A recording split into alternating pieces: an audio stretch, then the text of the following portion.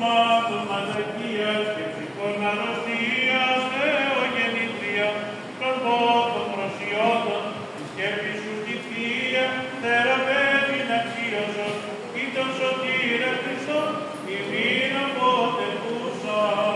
Αγία Θεότο και σώσον ημάς την βοηθεία, της παράσου δεωμένου, μη πατρίς παρθένεϊτου, και υπερυψούντας σε κόρης αιώνας.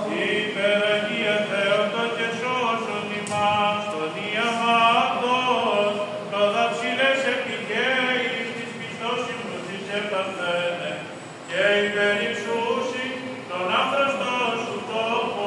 Όσα Πατρί και Υιό και Αγίο Πνεύματι τα σωστενία μου, της ψυχής και ατρέφης και σαρκός το σωδίνας Πατρέ, ή να σε δοξάζω την και καλή κομμένη. Και νυν και αεί και εις τους αιώνες των αιώνων, αμήν. Το πυρενώσει, τα στροφωράς ευθυώτης και παθόντες εμπόδους Παρθένε, όθεν σε υμνούμε, εις πάντα